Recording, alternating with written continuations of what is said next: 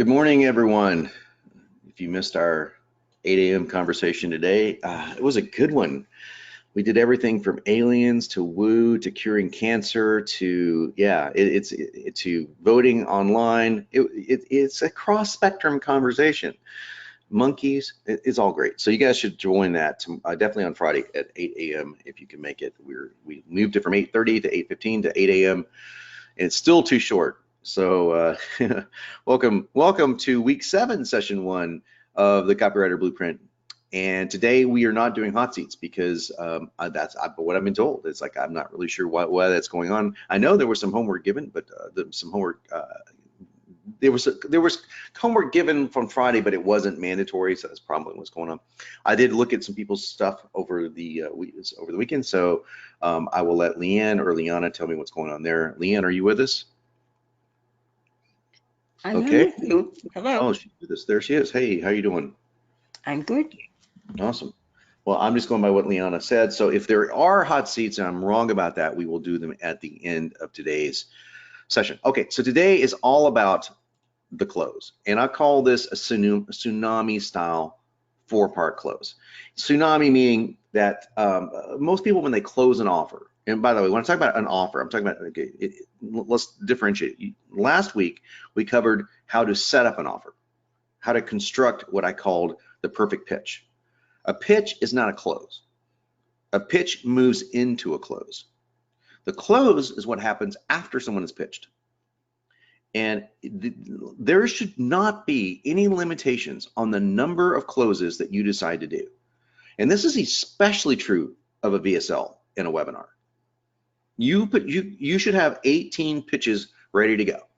I'm going to give you a 4-part close because it's just simply time, okay? And I mean, it's a 4-part close that I developed and I use from different people's strategies of closes, and they work really well with NLP. And there's going to be some complicated NLP stuff, but just take the words and use them, and you don't have to figure it all out. So it's pretty straightforward. And a lot of it's coming right out of CopyPro, although there's not a one VSL or sales letter that says, oh, here's all 4 parts in here, because I've developed this over the years. I'm still developing it. So I'm going to give you some homework at the end of today's session that was going to involve some in CopyPro, but mostly you writing this all out for yourself. And I'm giving you all the templates inside of this particular presentation today, so you won't have any problems with it. Now, here's the big problem with most people when they close. They close once or twice. Okay, this is a 4-part section close, and there's 4 different closes going on here. It's going to sound like the same close, but it's not. It's 4 parts. And you can close. And on a webinar, you can come back and you can take questions, you can do this, and you close again. And then you can say, hey, let me show you something else about the product. You show them another feature, then you come back and close again. And here's the rule of closing. Close until there's no one left to close. I mean, I know Jason Fladlin said he goes on for 7 hours on a webinar. He goes, I'm going to sell until we stop making sales. So there's no way you can do that by repeating the same close over and over and over again. So I'm going to give you 4 of them today in a 4-part close. Now, most marketers, like I said, only write one inside of a webinar, VSL, sales letter, and this is a massive mistake for the reasons I just cited, okay? So what I'm trying to do here, and what I often use is a 4-part close. And these are 4 distinct closes, one after the other, with simple transitional phrases in between each close. Now, the trick of this is it leverages different aspects of the prospect's psychological state. Now, you don't know for sure what state he or she is going to be in at the point in this offer. You don't know if they're more concerned with their fears, they're more concerned with positive things. So therefore, very much like we do with duality, where we say something negative, then something positive, a push-pull. In other words, you don't know what mindset somebody's going to be in. We're going to play off 4 specific psychological states. And while these aren't technically a state of fear, a state of future, doesn't really exist like a state of future, these are mindsets that people have. They're either in a fear-based mindset, you know, they're afraid, you've got them duly afraid of not taking action or being left out. They're in a future-paced mindset. In other words, they're visualizing themselves already in the future, implementing what you're talking about, and you're just going to make that super uber clear, as we're going to talk about. Then I call a rights and smarts mindset. Now, they're not in either one of those. These are 2 mindsets that you're going to leverage. They're either in the fear of future, in other words, positive or negative. Future is usually positive, fear is usually negative. Rights and smarts are what you're going to leverage. Okay, so in other words, there's 2 real mindsets and 2 real leverage points. Think of rights and smarts as a fulcrum. Okay, we're going to go into in detail in what each of these are. Now, these range from deep subconscious states, especially when you're talking about rights. I mean, it's going to be really cool. And then top of mind states, which is fear. Okay, so the crossroads close is the very first part of this. This is the most famous of all closes. You've probably seen it. It's been used to death, but guess what? It still works. Now, I do it in a slightly different way, as you're going to see. The setup is essentially that you have two roads to take, and only one road is the smart road. Now, I'm going to mix these two states here, fear and smarts, as you're going to hear. Although smarts is going to get its own treatment later on, but I'm going to be mixing states throughout this entire four-part close. You'll see how I loop all four parts into each other inside the same conversation. And that is where the NLP psychological black belt samurai stuff comes in that you're going to be wanting to use. So fear is choosing the wrong road. That's the fear that you're going to paint. However, the key is amplifying the wrong road. And you do that by leveraging the ultimate fears. And you did this inside copy. In fact, there's only one really ultimate fear, but you can do this by leveraging fears, and you're going to paint a very frightening picture. Now, I did a much shortened version of this because obviously you could go on for pages on this kind of thing. I'm just using this as a teaching mechanism, just so you know. But my version also does something that really puts it over the top, and that is the Socratic method.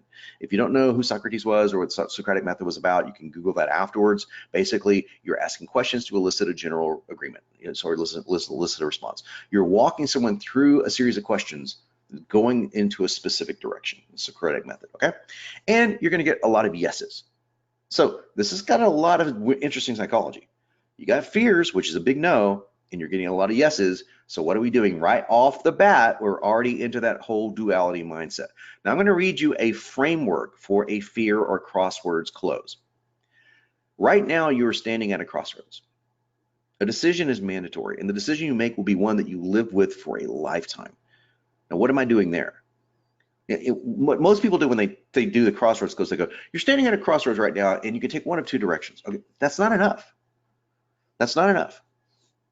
And you don't have to write a lot. What I'm saying, the decision you're about to make is one you're going to live with for the rest of your life. How dire does that sound? I've amplified the fear by a factor of 30 at this point, okay? To your left lies. Can we stop right there? Do you think that was accidental? To your left lies the road you've been on. Now, I'm not going to pull apart every single samurai, black belt, NLP, ninja stuff I'm doing here, okay? I'm just going to point out a few things, but to your left lies. Okay, so you know where the bad road is, right? Okay, but your subconscious mind hears that. And I emphasize that when I record this like at a BSL, I'll say, to your left lies the road you've been on for far too long. Where do you think that road will lead? Socratic method. Isn't it wise to assume that it can only lead to more of the same? Of course it is. Now, what I do with of course it is, Socrates would have never said that.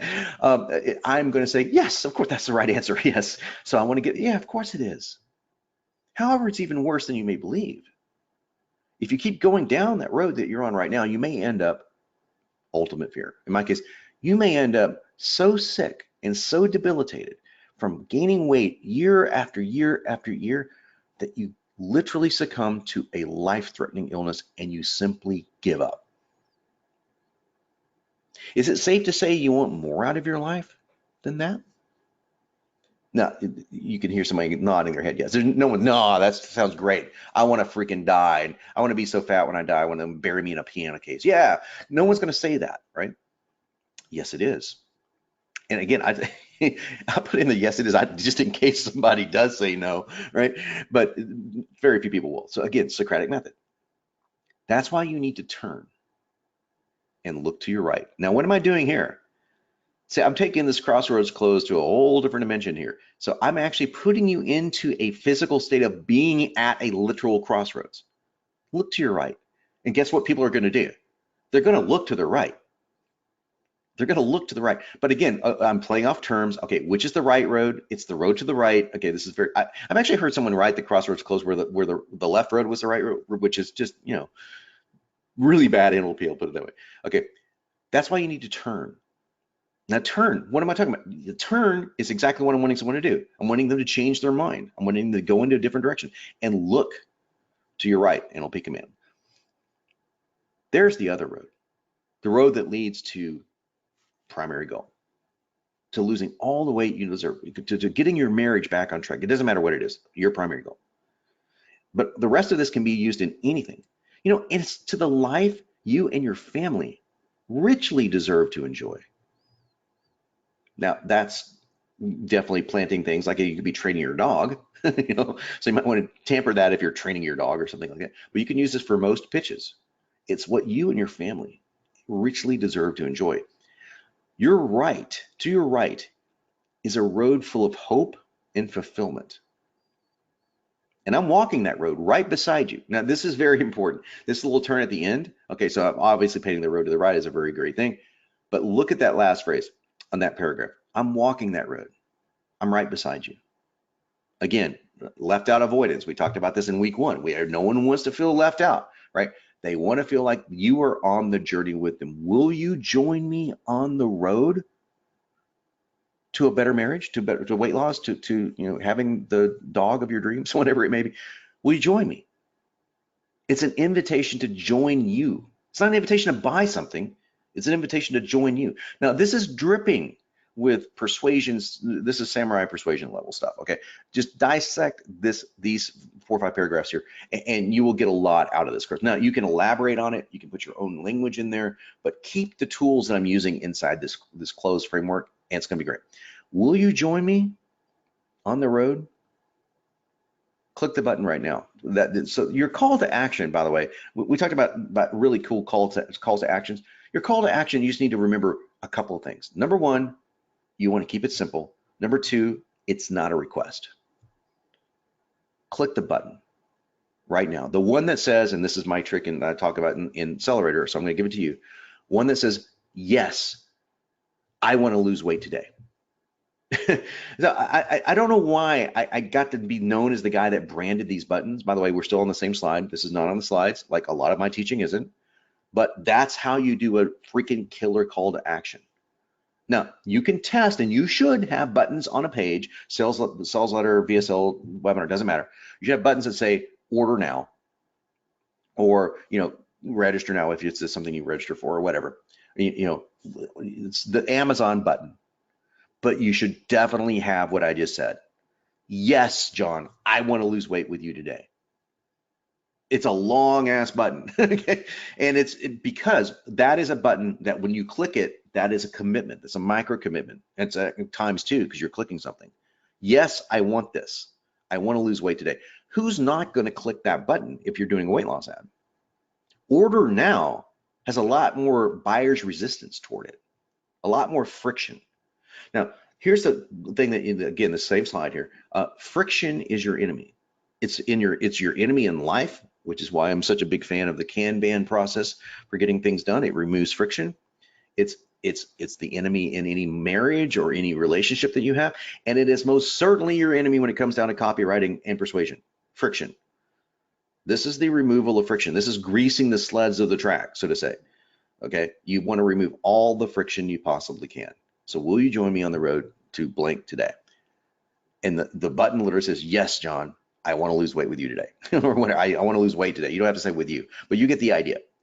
I want to primary goal with you today. Now that's the fierce crossroads. That's your first close. The moment you have a button, that's your first close. Now, what's the future close? Well, now we're going to get into some NLP. Okay, right there, we didn't paint. None of that was future pacing. I definitely said, hey, this road leads to fulfillment, so it leads to the life you richly deserve. That's not future pacing. Future pacing is when you word things in the present tense, and we're going to show you how to do this. Now, we transition right out of that fear close with this one simple sentence. Now, let's look at your future now that you've chosen the right road. Do you notice something in that sentence? I've underlined it for you. In case you're wondering, that was also not an accident. It's redundant. I'm going to set an NLP command by using the word now. If I say listen, that's a command. That's an NLP command. I'm putting you into a state. Now, I'm putting you into the present state.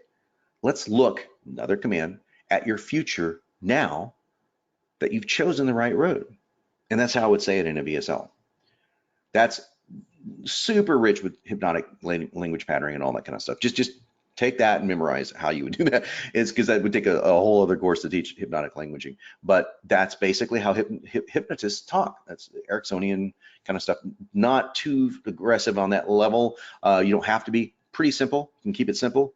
This is a great way to keep it simple. I'm using the word now twice. And it will force you to read it in a certain way, or it will force your client to read it if they're reading a sales page or an email in a certain way, that their brain goes now, okay? Now that you've chosen the right road, okay? Now that you've chosen the right, so just complete presumption at this point, right? It's complete, again, presupposition is majorly important in NLP.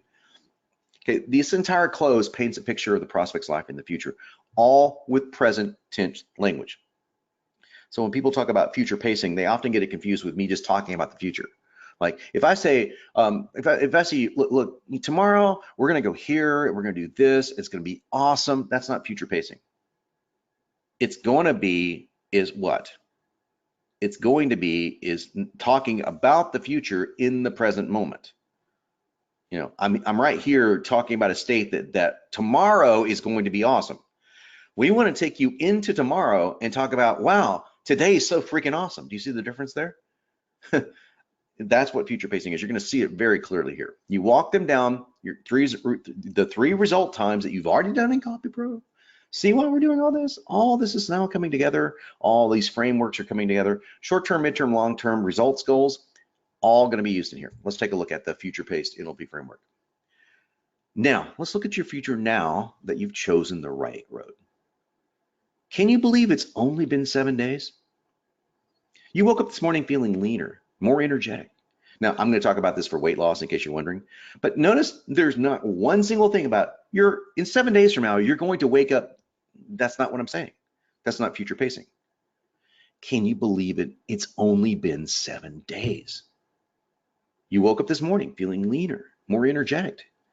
And that bounce as you got out of bed, you're not the only one who noticed that.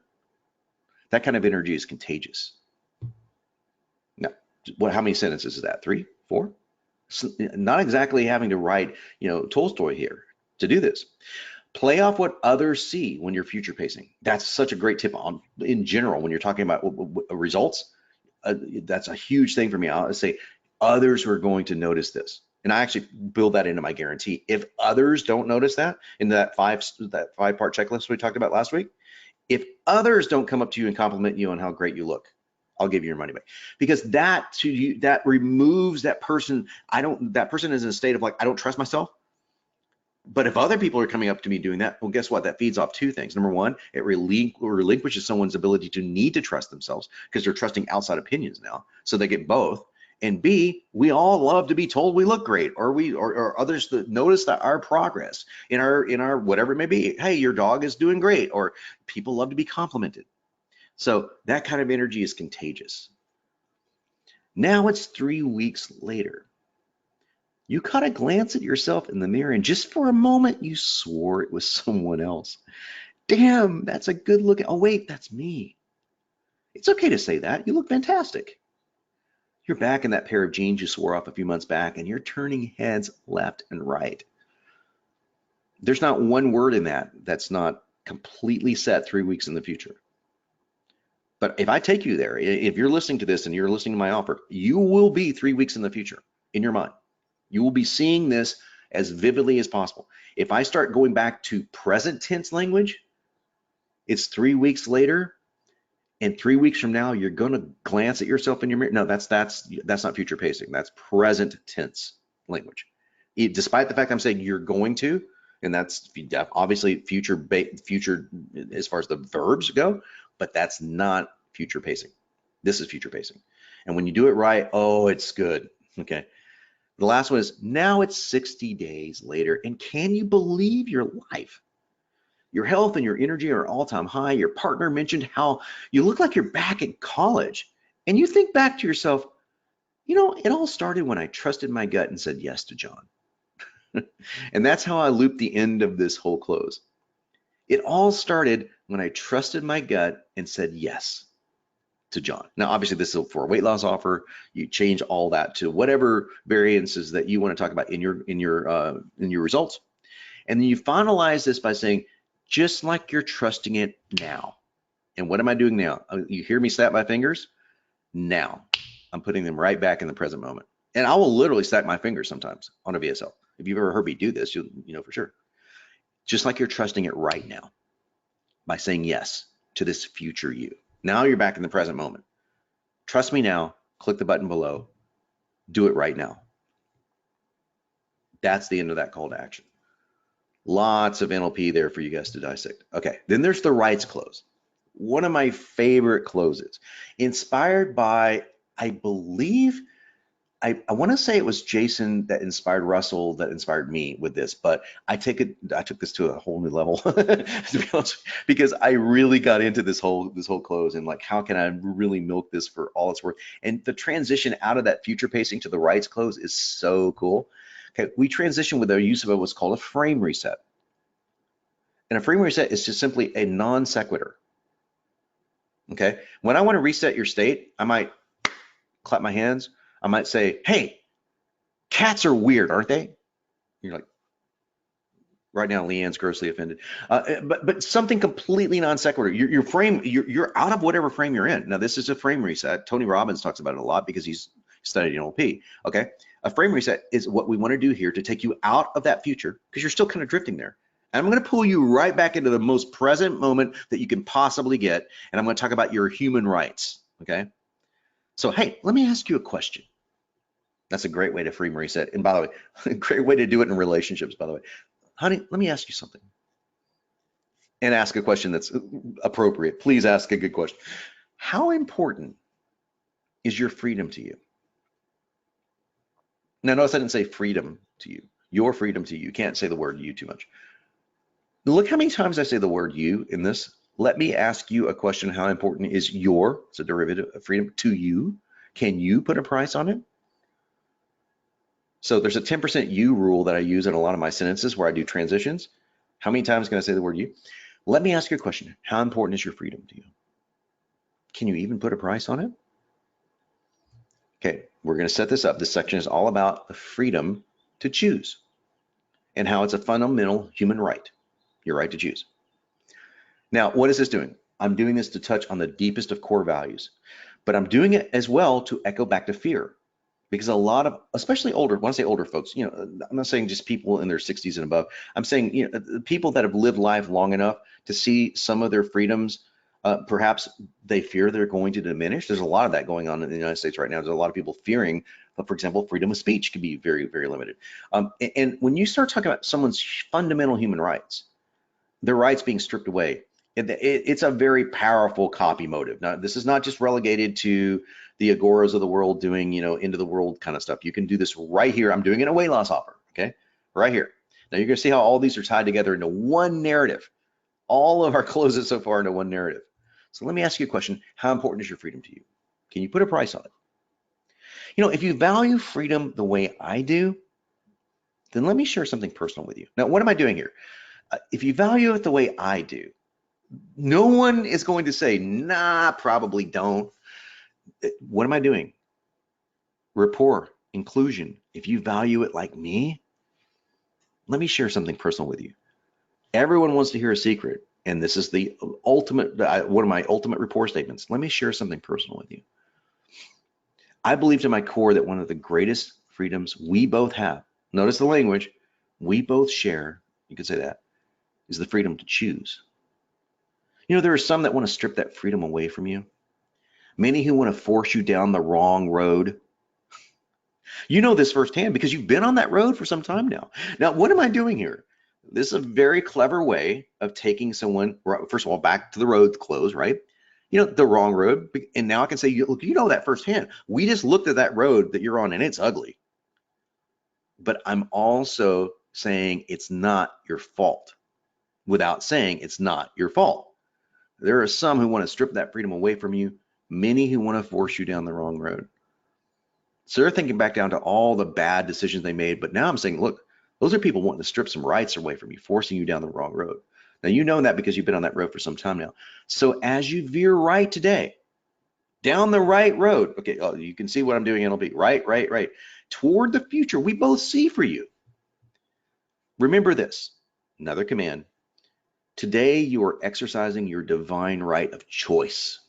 Now, some people word that by, I've heard it worded, I say the one time I've seen this used before, was a God-given right to choice. I chose divine right to choice. You might choose the other. Today, you are exercising your divine right of choice. That's powerful. I mean, you know, your God's gift of choice, whatever you want to say. That's something to celebrate and never take for granted. So choose now and join me on that road. Now I'm echoing right back to the road now. Choose now, join me on the road. Call to action. And by the way, in between all of these things, I might say, hey, listen, Jesse just got in. Hey, congratulations, Jesse. Cheryl got in. Hey, congratulations, Cheryl. We're getting so many people saying, I'm in, John. I'm with you. If I'm on a webinar, for example, on a VSL, I might go, look what Cheryl said about this. Look what Jesse said about this, testimonials. And so you don't have to go these just one after the other, but you can. So call to action. Now, the smarts close. It's the last one. We transition out of the choice and into the smarts close with the use of a tie down phrase. Okay. And speaking of smart choices, when did I speak of smart choices? Well, I've been speaking of making the right choice and all that stuff, but I've never used the word smart choices. But I'm tying down, going back to the right choice, choosing the right road. Okay. Now it's about how smart that choice is. And speaking of smart choices, this section is all about the prospect's intelligence and his or her right to brag about making a wise decision, and it subtly frames any other choice as one of ignorance. This taps into the logical side of the brain, but in an emotional way, as we anchor, another NLP term, loved ones and friends into this choice. And I do it in, again, a unique way, probably one that you haven't seen before. And speaking of smart choices, tonight is going to be a night to remember. When you sit down with your partner, your friend, or maybe a coworker that you look up to, now notice what I'm doing here. I don't know that they're married. I don't have any friends, Probably one of those three sentences is going to get them, if not all three. But notice I didn't say a coworker. I said a coworker you look up to. The subtle phrases and copy is what makes a massive difference sometimes, because you want someone that you look up to go, oh, you did something smart. So now read that sentence with that framework. When you sit down with your partner, your friend, or maybe a coworker that you look up to, you get to say something magical. Today, I made a truly wise decision. Today, I took a step toward the life and legacy I deserve. And today, I get a second chance. Isn't that what we both deserve? No, I should have left out. I should have said both there. Isn't that what we both deserve? But I'm saying we, because it's, again, inclusion language. Notice all the inclusion in here. Isn't that what we deserve? A second chance? And here's where we just really put a nice little button and a bow on this thing. I believe that all honest, hardworking folk deserve a second chance when it comes to losing weight, don't you? Now, that's Socratic method. That's telling him that if he or her, that if he or she does not make that choice, that they are not honest or hardworking, or if they don't believe the same thing, but surely they would believe that all honest, hardworking folk deserve a second chance when it comes to weight loss. It's like when it comes to their marriage, it doesn't matter what it is. You can say that in pretty much almost anything. Some things it would sound silly, but you could just, so if it sounds silly with your primary goal, you can say, look, don't you believe all honest, hardworking folk deserve a second chance? If you're like me, you do. Now I'm just using different phrasing right there, right? Now, here's where the smarts thing gets hammered into oblivion. This is where we beat they beat the horse into a glue factory. Now, not everyone is smart enough to know when an opportunity has presented itself. Yet you and I are. And we've seen what the next 60 days will look like for you. And we're smart enough to take the right road this time, aren't we? You bet. And you know what? The moment you click that button below, you are on your way. At this point, you can just go right into benefits. You're on the way to this, and call to action. Now, that paragraph above that is one that's worthy of dissection. Not everyone is smart enough to know an opportunity when they see it, yet you and I are. I don't say you are, I say you and I are both. It's all inclusion. If they're listening to me, they're looking up to me. If they're listening to me, they want what I have. They want what I'm offering. They want something about it. And if I say we're a lot alike, it doesn't matter. The logical brain doesn't kick in going, wait, you don't know me. I live in Taiwan. It doesn't matter. they're included because it's the power of language, the power of words, very powerful. Doubly amplified on a VSL in a webinar with voice. And we've both seen what the next 60 days will look like for you. Now, I don't say can. We've both seen it. We both walked down that road. So this time, smart enough to take the right road. Now again, if you don't make the decision, you're dumb and you took the wrong road. So it's all but telling them that, okay, well, you just can't think if you don't make this decision right. Now, those are the 4 parts of the close that I want you to work on. There's like I said, a good 16, 18 power closes that people use throughout webinars and VSLs. I gave you 4 very specific ones because A, these are 4 that are really powerful, and B, these are 4 that you can really learn a lot of copy from. So it's one thing to, hey, here's a really cool close, use this close, then use, there's all sorts of closes that people use. I mean, there's the, I get one of my favorite closes, by the way, is simple. Like if this only gave you half of what I'm talking about, it's a Russell Brunson close. If this only gave you half of what I'm talking about, wouldn't it be worth every bit of what I'm asking for? So if you only got 50% of the weight loss I'm promising, wouldn't it be worth it? That's a logical close. So that appeals to the logical brain, but there's not a lot of copy I can teach you there. It's good close though. So we could go through a list of 100 more closes, but these are the closes that teach you the nuances of that blueprint copy we're talking about, of really diving into the psychology of it all. And I hope that this was something that inspires you. So let's talk about your homework, and then we're going to get to questions and answers. And we'll get to any, if there are any hot seats, we'll get to them then. So first of all, finish the action section, and all you got to do is the destination page. This is super easy today. It's go into Actions tab in Copy Pro. And if you have a webinar, finish that as well. That's in multiple parts. So by the way, you might want to, all the videos are now up for that section. So we got all the videos and training up for that session over the weekend. So manually write out your own version of this 4-part close. And use the data that you've entered in Copy Pro, but along with your own words of what I just shared with you. Please don't copy my words directly. You can, by the way, you can use those exact words in your actual real physical pitch. I'm not going to sue you. You pay for this course. I'm giving you those words to use. People will say, hey, that sounds a little bit like John, but you can use them. For your homework, I don't want you to use them. I want you to write your own version of them. Now, there are going to be some of them that I do want you use the turns, or you can come up with your own different turn phrases. Like remember, the turn phrases are the transitional phrases that we use. Okay, I call them turns. So, like speaking of smart choices, so you might say that word for word, but you might want to come up with your own one that sounds like that. This is an exercise, folks. I really want you to do it. Post it inside the Copywriter Blueprint Facebook group, and little tease, next week, our final week together, we are going to cover, and there's some talk about you guys might wanting to, we'll talk about this in the Q&A section, might want to do next week, giving yourself a few weeks break here, and then you could all get all this done and come back for week 8, which next week is really going to be questions and answers most of the week. I am going to give you a bonus, which is called the Samurai Q&A, which is, and by the way, this is going to take me 15 minutes to teach you, but it's the best Q&A that you'll ever hear. Me and Ryan Kowalski came up with it, and it's brutal. It's absolutely brutal. You'll love it, and it's really, really trick. Okay, but that's next week. So for now, we're gonna take questions and answers. Leanne, are you with us here? I'm gonna take a sip of water.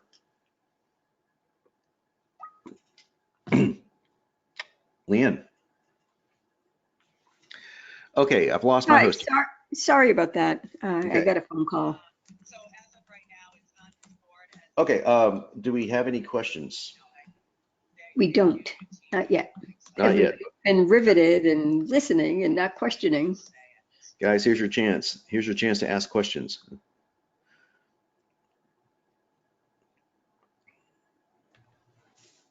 All right. We have lots of. Oh, hang on. We got. Oh no, I gotta go. So Derek asked a question. Oh, right. Sorry, Derek. He said, when talking about future pacing, you seem to use past tense verbs when future pacing, caught, mentioned, noticed.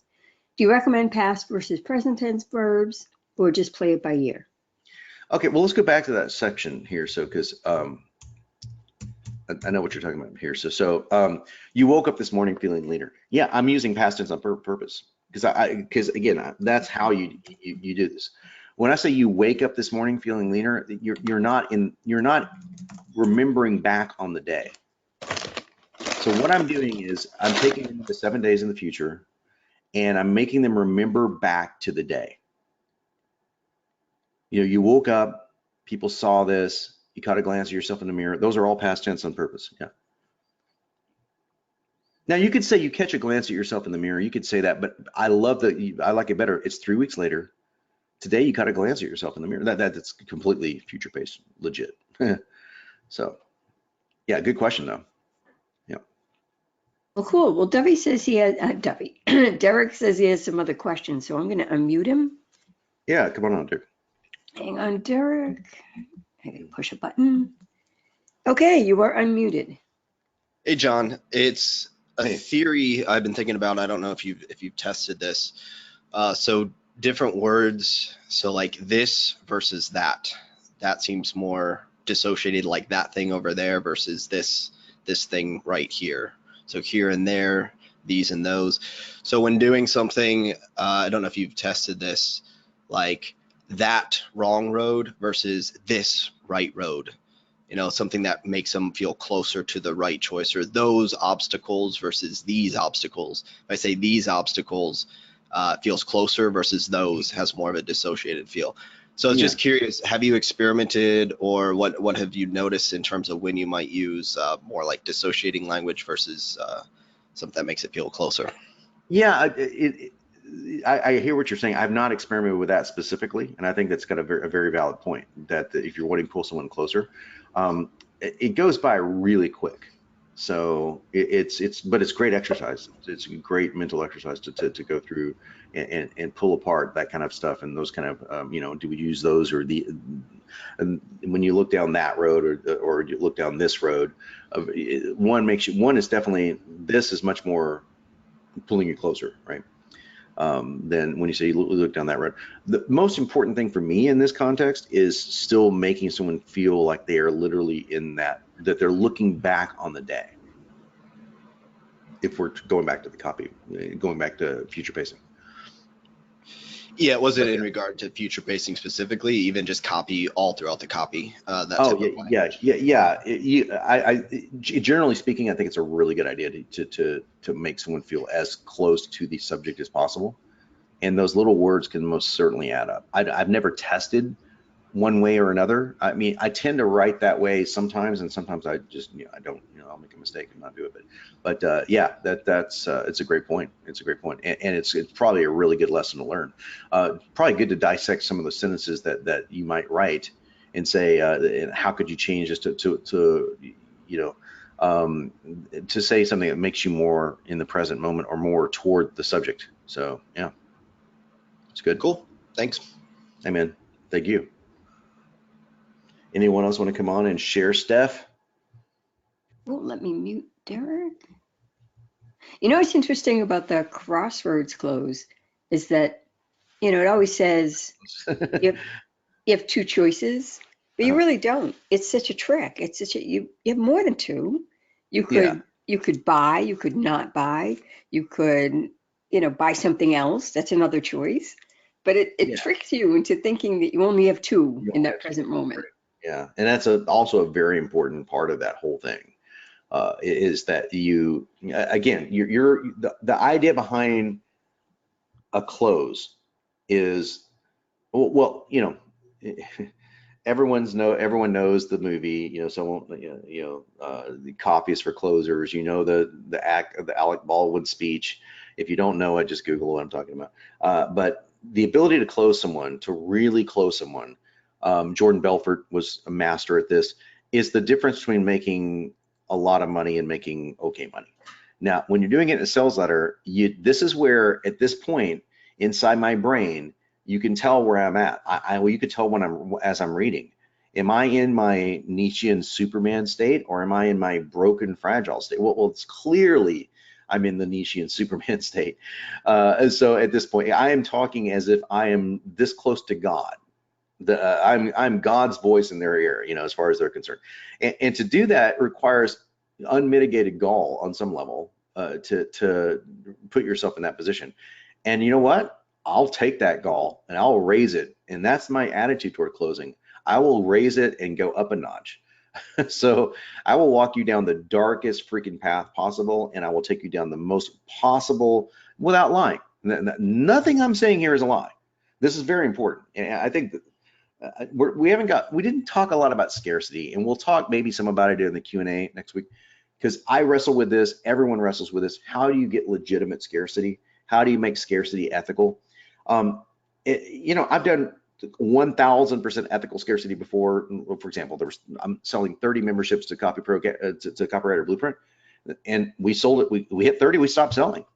We had people wanting to get in. I had two guys Skyping me, go, hey, I'm sorry, I want to get in. I'm sorry, it's closed. Oh, come on, man, nope. So, no. And I knew there would never be 30 people on this call. I knew this. I reached out to Big Jason. He's like, hey man, I just want to make sure you're still grooving down with it. Yeah, I'm looking back on the stuff, after the fact. A lot of people are just busy, and they have to do this at their own time. And some people go, oh, it's a great course, but at 9 o'clock in the morning, I'm somewhere I have to be. So I get that you're never going to have 30 people on the call. It's still, that was a real number. There was really that many people that we were going to sell to. We sold to exactly that many people and stopped. So that's easy. What do you do when you have an ebook? What do you do?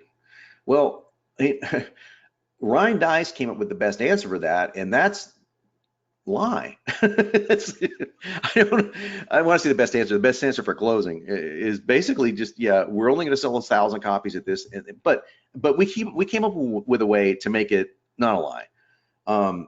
We came up with 2 prices to sell an ebook for, and one of them was that we put both prices up on ClickBank because we were doing a split test. So we were able to say with 1,000% ethical congruency that, look, we sold this book for $37. In fact, right now it's selling for $37 online.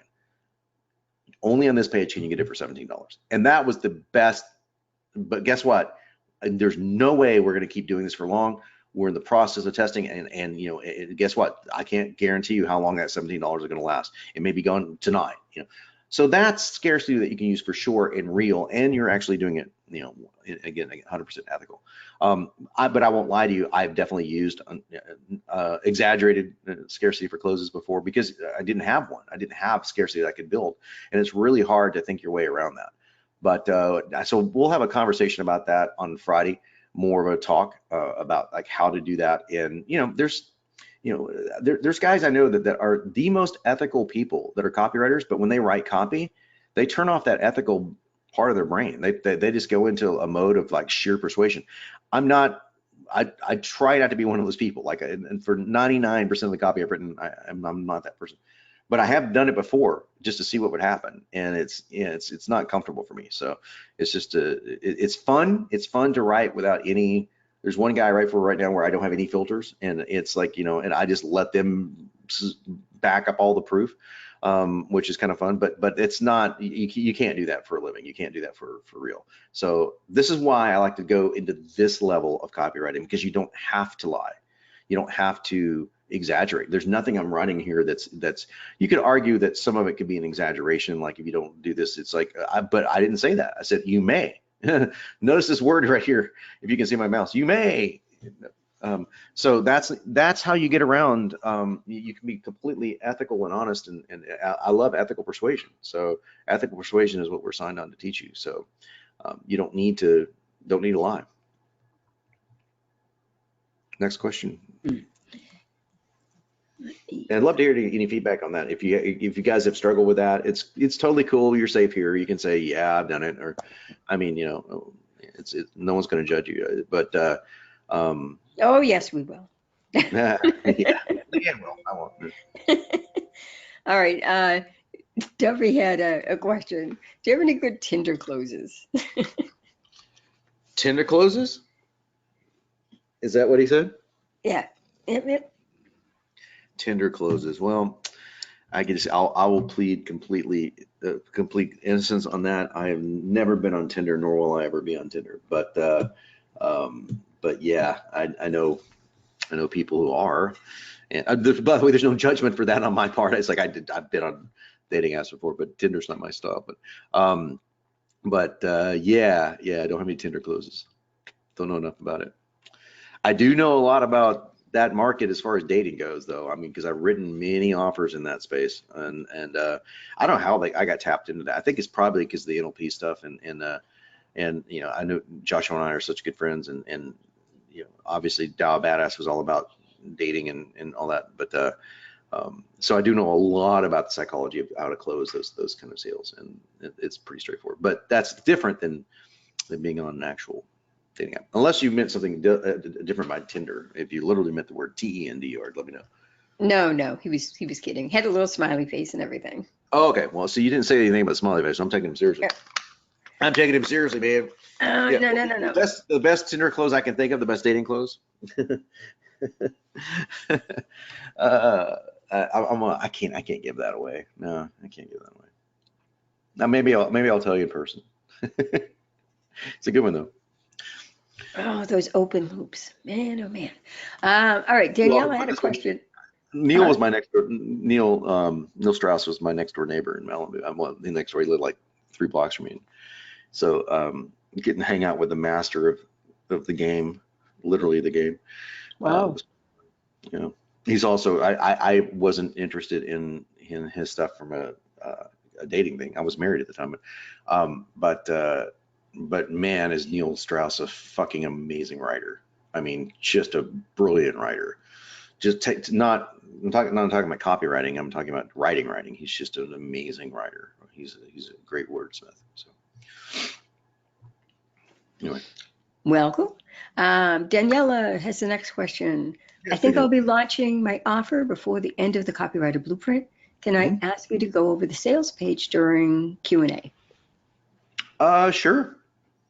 Yeah, boy, Daniela's going to get a lot out of this course because, you know, hey, listen, you know, if someone does not beat you to the punch and said, hey, I haven't got a hot seat yet, the answer is yes. So in other words, the only hot seats we take are people that this is the very first time we haven't done one. Is if A, there's homework given, which yes, there wasn't really given homework on Friday, and B, if whoever is on there, whoever comes first gets the slot, except if there's someone new. So in other words, if I can't remember if Jason's done it, for example, or if there's a couple people off the top of my head that haven't been hot seated, then I ethically owe it to them to do it. But assuming that's not the case, absolutely. And just for a frame of reference, I am literally, I mean, Leanne, how much am I per hour? I'm not going to say it myself. You know. How much am I? Like $5,000. Yep, I'm $5,000 an hour to do that. So, and I don't do it for less than an hour on a sales page. So that, or less than half an hour, excuse me, on a sales page. So yeah, so Danielle is getting her whole course paid for by me looking over that letter, unless somebody jumps in here and beats her to the punch. So. Well, there you go. You have a conditional yes. Yeah, the conditional yes, because I mean, you know the rules, but Right. yeah. But we have plenty of time in the Q&A stuff as well. So if there's time, yeah, do it for sure. And Tim asks, am I correct in looking for a destination section in the overall action section? Is that what we're looking for? Actions destination page is the very first one. Yep. And it's super easy. I mean, this is going to take you 3 minutes. A webinar thing going to take you for a little longer because, you know, to do a whole webinar, there's a lot of questions we got to ask you. But if you have a webinar, by all means, go through it. And even if you don't, it'd be a good thing to go through it to see how we do all the webinar setups we do. I mean, we've got all the digital marketer webinar stuff. We've got BitAnket's webinar stuff in there now from Richard Miller stuff. We got Jason Fladlin's webinar stuff. CopyPress littered with killer webinar emails. It's really awesome. So you might want to fill it out just to see all the cool stuff you can do with it. Yeah, for sure. I think that's such magic. Having those at your fingertips, it's amazing. Oh, yeah, click a button. Yeah. Elaine is asking, I want to go ahead and do some NLP training now. Is there one introductory online course you recommend, or a particular site or person, or blah, blah, blah, blah, blah? Yeah, people ask me that all the time, and I never have a good answer for it. I mean, Harlan Kilstein has a NLP copywriting course, or he did. Now that was 7 years ago. I don't know if he still does. So look him up on Facebook. And then there's always a guy that I feel really stupid because I can never remember his name. Give me a second. I will recall his name. He's a super good guy, and I should know him because I helped save his life. So I just completely draw a blank on this guy. I don't know why. I do, but he has an NLP course that's not specific to copywriting. That's NLP, but he's a marketer. So Not I will. Michael? No, No. no. Kendrick Cleveland. Yeah, it's hard name to remember. Kendrick Cleveland. Who's nice enough to reach out to me during a time in his life way back when I wrote Fit Over 40. And yeah, so he says I helped save his life. So really cool. Yeah, so those are the only two guys I know. And the rest of it I learned on my own. I learned from reading Bandler stuff and and listening to Tony Robbins and just dissecting what it is. I mean, and once I learned what it was, I could see the patterns. And then I would just read stuff online. So I'm self-taught.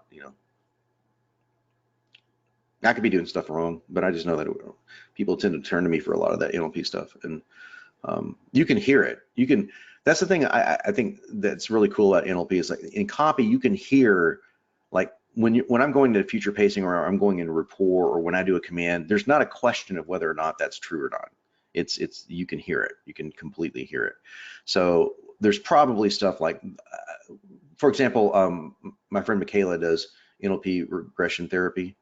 And that's timeline therapy and all that stuff. That's a whole different thing. I do timeline stuff, but more from more in like what we're talking about with future pacing and all that stuff. We're not doing literal timeline stuff, which is a whole different level of NLP. So I don't need that. So I just don't use it. So cool. All right, cool. We get some comments. Excuse me, my voice is. Hang on one second. Everybody's voices. Allergies going on today, I hope, and not cold. Jason Henderson said Harlan still has that course in NLP copywriting, and it's great. Oh, cool. Harlan came out with a digital-only version recently of NLP copywriting course. So. Okay, great. Well, there you go. Yeah, that's where you go. He's kind of an asshole, but he's a great guy.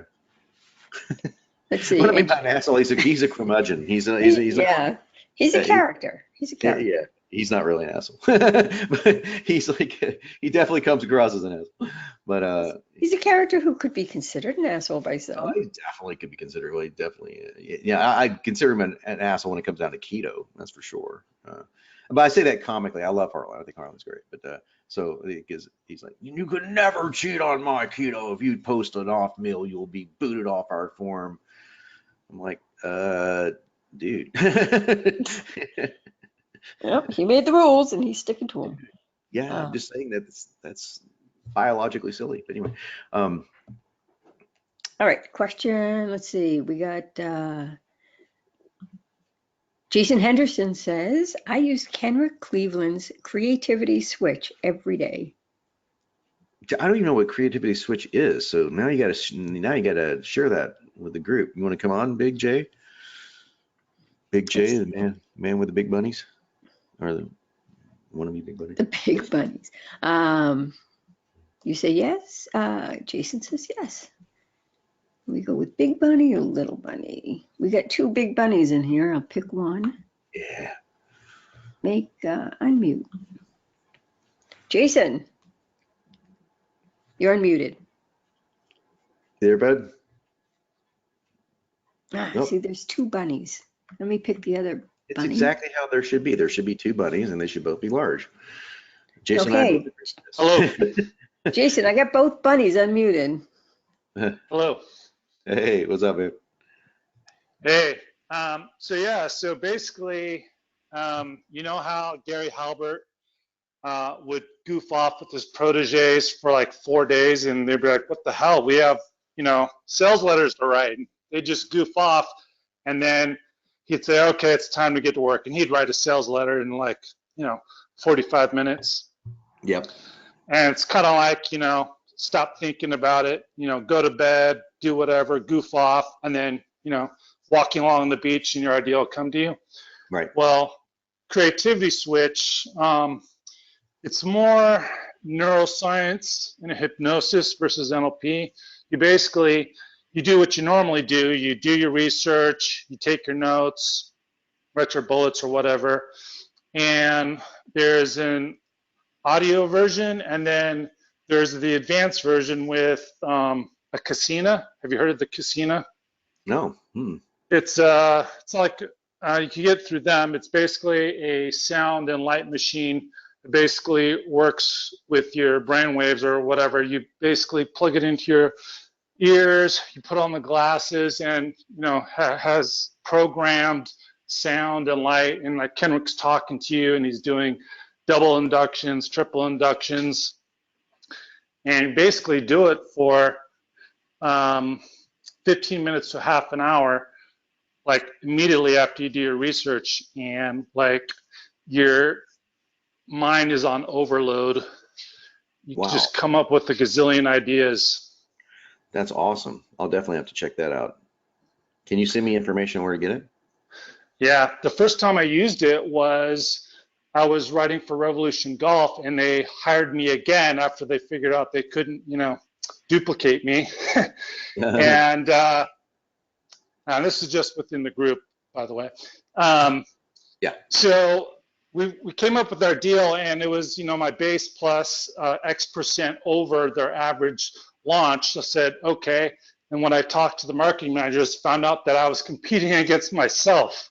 So their average was based on my work. So I was like, okay.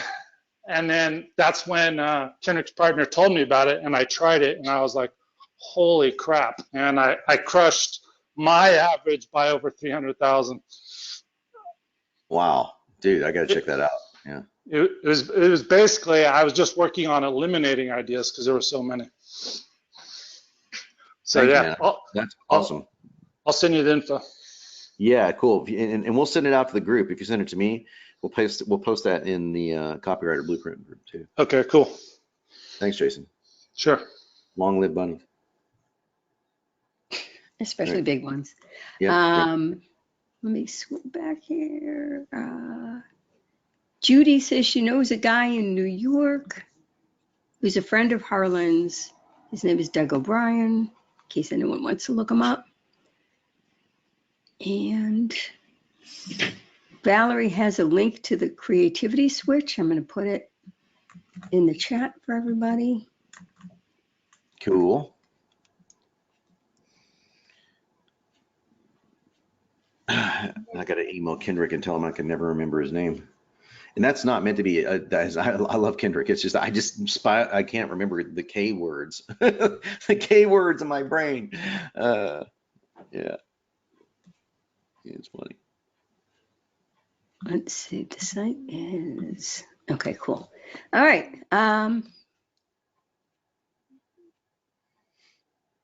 Scott mentioned that in relation to the crossroads close, most people are too scared to talk about doing nothing. It's actually the third option in the crossroads close. Yeah, so I've written the third option before, is you can do nothing, but that's kind of on the road that they're on. That's the way that I figured it. And by doing roads, I can do left and right. So yeah, take a look at the way that's structured. By the way, I'd love to hear you guys' feedback on those four closes. So if you guys found that intriguing, helpful, whatever, just let me know. But that's having the framework of where, again, we're funneling people. Cognitively speaking, you're funneling people down to one fundamental thing. Always, there's one idea, there's one solution, there's one cause. And there's two roads that can take. Only one of them is a smart road. So if you give 3 or 4 or whatever, it's harder to do that. If you notice, if you look back on all of those closes, you can see that it kind of drifts you down verbally into, there's only one possible choice that you can make. There's only one. Not making that choice is going to be a breach of their integrity. I talk about this in Accelerator VSL, which I highly recommend you guys taking advantage of that gift that we gave you if you guys have a lot of time on your hands listening to audios, because I talk a lot about basically the concept of having someone feel like there's nothing that they can do other than take an action is such an important thing. But to get someone to that point, You got to leverage core values, which we did in the close. You got to leverage fear, which we did in the close. But you also got to leverage the prefrontal cortex, the logical side of the brain. So to do that, the logical thing says, for example, a logical close I gave you guys just in verbally, which is the, hey, if this only gave you 50%, that's a logical close. So you definitely want to do a logical close. I did a twist on the logical close by doing the whole smart thing, because being smart, people think of as it's not an emotional state, even though it is it's emotionally charged. It's a logical state. I'm logically intelligent, but it's an emotional connection to being smart. So I get the best of both worlds by doing that trick. And yeah, so there's stuff you should definitely guys dive into for that. There's a lot of meat there. Well, and we got a question from Brennan. Oh, excuse me.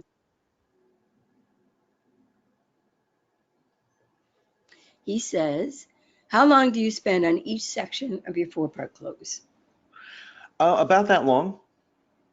Though that's plenty long enough. That's long enough for a webinar or a VSL. I might write a little bit more, like for example, like in the fear stuff, I could say, look, this could happen, this could happen, this could happen, then finally this could happen, but it's not a lot more. It's not a lot more.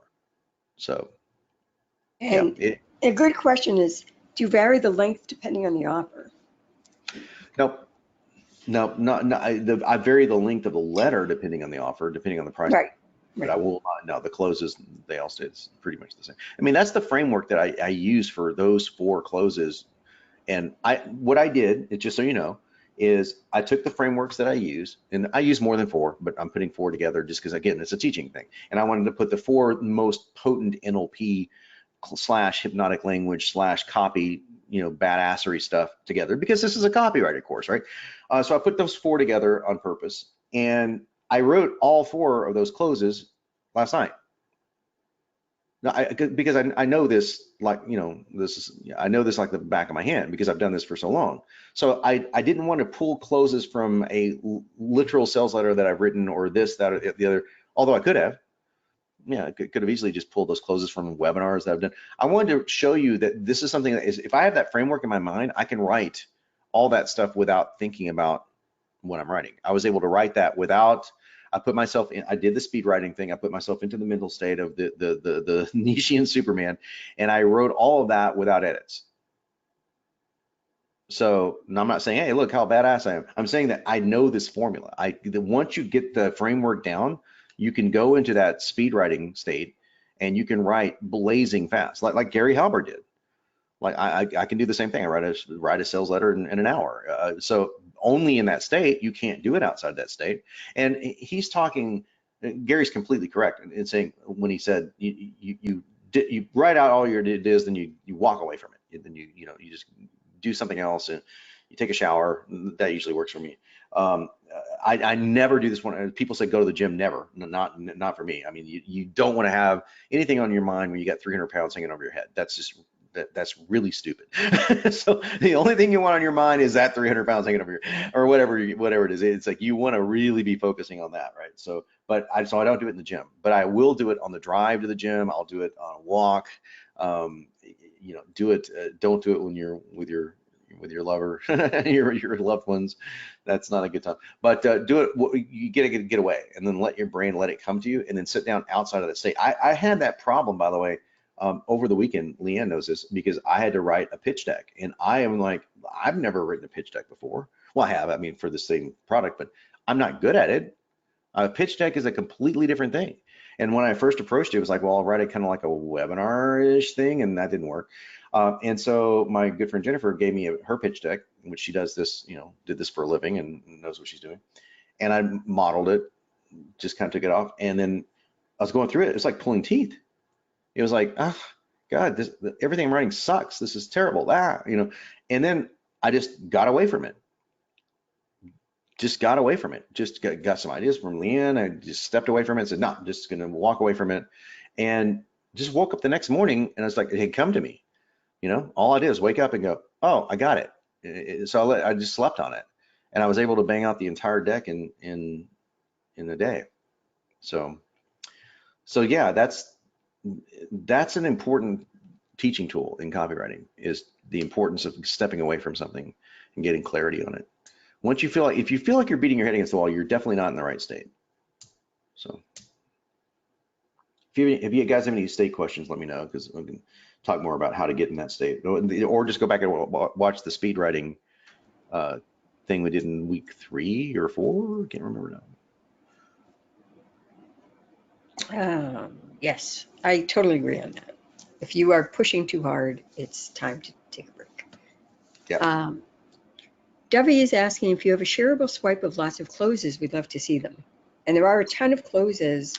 I just jump in before you answer. If you Google sales closes, I just did a Google search, best closing sales techniques. There's the Columbo close, the assumptive close, the puppy dog close, the hard close, the takeaway close, the now or never close. Yeah, There's a ton of them. Yeah, they're all online. So I don't have a the 4 that you got, the 4 that I use the most. I give you the 5th one, which is if this gave you 50%. So I'll usually use like 5 or 6 closes inside of like a webinar or something. So there's not a lot more that I have outside of, and this is where you would go to find that, outside of the Accelerator course, where you've got all that stuff inside the videos and all that stuff inside the PDFs as well. So that's where that would be. So, yeah, and you know, that would be a good thing to put together. I'm not dissing the idea. I think it's a great idea, but I usually don't have things that are pre-written, because again, like obviously I knew those frameworks before yesterday, but when I sit down to write that, I wasn't looking at anything. I don't want to look at anything. If I'm not living what I'm teaching, then I'm doing something wrong. If I'm telling you that you can put yourself into a mindset and write copy, or if I'm telling you that there's a formula that I use and I'm not using it, then there's a problem. So, yeah, and so for me, it's more of an issue of integrity. It's an issue of like, yeah. But by the way, I'm not saying it's not integrity to use like a swipe list, or I'm not saying that at all. What I'm saying is, like, if I'm teaching a course that I'm right, you want to teach what you're using. I'm going to use what I'm teaching. So I'm not just teaching what I mean, I'm using what I'm teaching. So in other words, I'm putting myself into that state. You know, I know the framework of these closes, obviously, because I've used them, you know, dozens, if not hundreds of times. But I was able to write stuff that I've never written before by being in that state last night. That I wrote it, and I was like, and then when I was dissecting what I was written, when I wrote it, I was like, holy shit, that's good. I've never used that, and now I'm going to use it. But I never used that one turn of phrase before, or whatever. Not that I haven't used the, you know, like the setting up the. I mean, I've used all those closes, but different ways of saying it. And a month from now, I'll come up with something that I might like even better. Absolutely, and yeah, I would Google those closes, because and memorize as many as you want. I mean, John picked 4, but there's no limit. I remember hearing a teacher say that he memorized 16, and he just picks and chooses them at will. Like, yeah, Josh does that. Josh Pellissier. In fact, Dami, if you'll go back and listen to the telethon call that we did, Josh gives a website where, I forget the name of the website, where all the closes, he's got, like, it's just tons of closes.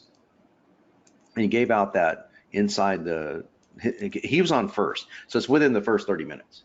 So you don't have to listen long. Maybe within the first, did he do that? Yeah, he did that in the first 45 minutes, So definitely check that out, because that might be another place to go for that. But, yeah. Yeah, and I'll tell you guys, also one quick thing before we take the final question here, is one of my greatest assets is also one of my greatest downfalls, and that's that I just like to be original. And so I like to, for a guy that has a software that actually literally does formulas and templates, even within that, I like to be original. I like to create something new. It's just the creative side of me that comes out, and sometimes that's to my own detriment. It's a lot better to copy and paste stuff that you actually, you know, you've used before and you don't have to think about it. But I usually just, every time I do that, I see something different, and so that can be great, because you can come up with really killer new stuff, or it can be terrible, because you can write over what worked and not know it. So yeah, little blessing and a curse thing there. So all right, we have time for one more question, Leanne, then we got our Monday meeting we have to get to. So